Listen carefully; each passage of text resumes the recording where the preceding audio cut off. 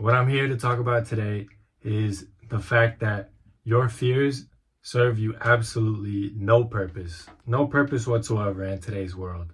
Because if you look back in history, if you look back at when we were still cavemen or running through the jungle or whatever, fear was a very powerful tool. It let you analyze the situation you were in and detect threats, right? If you go into a bush and there's a possibility of a lion being there, a cheetah, a jaguar. There were a lot of threats in our previous world that would kill you, that will take you out. So threat detection was a very, very important tool to have. If you were just going around without any fear of being hunted, falling off any cliff or whatever, we wouldn't be where we are today. So threat detection in the past has been a very, very good tool for humanity.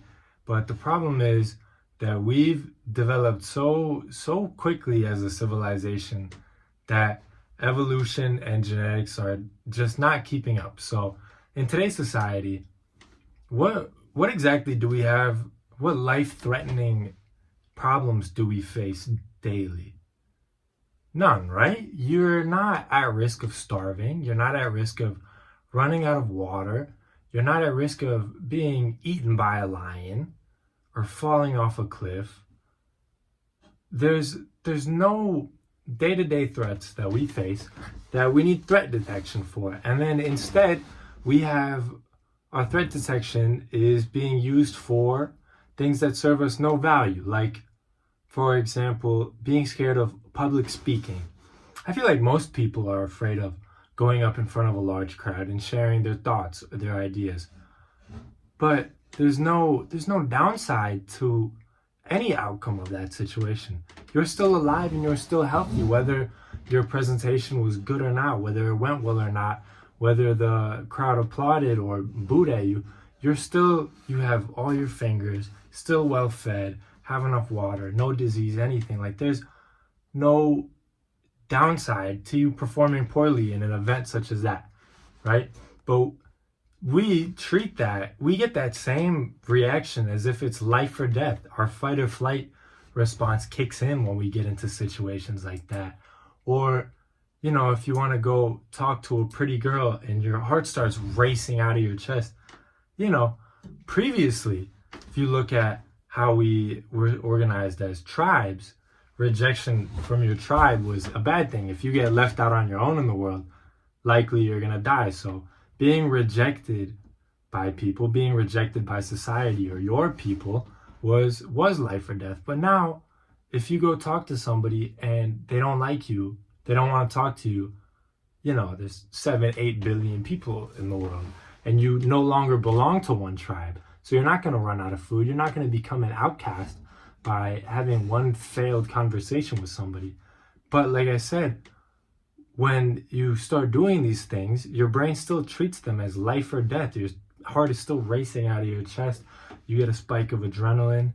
It's crazy. It's all our previous primitive parts of our mind, the ones that used to keep us alive and used to protect us from real threat, they're no longer needed in today's society. Now we focus more on the logical and the rational and less on the lower level, lower functioning parts of our brain.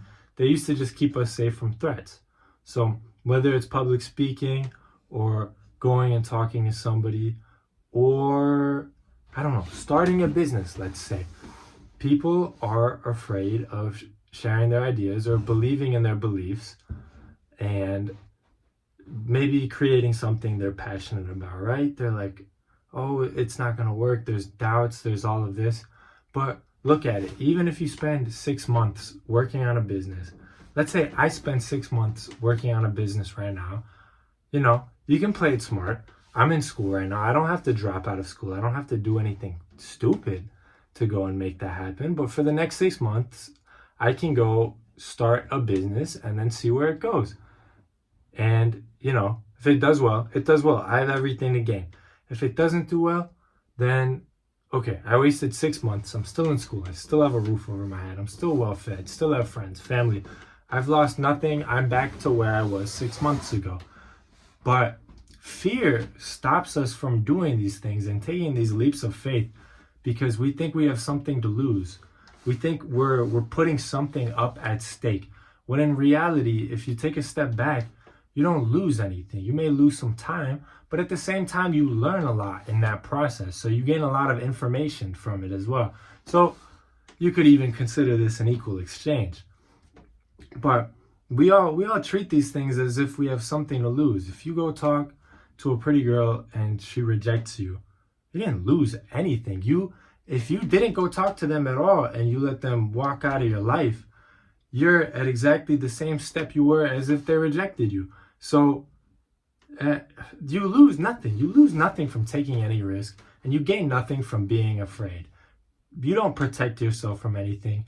You just end up missing out on a lot of opportunity because of the primal parts of your brain telling you no, pulling you back to safety, when those parts of the brain are just no longer needed.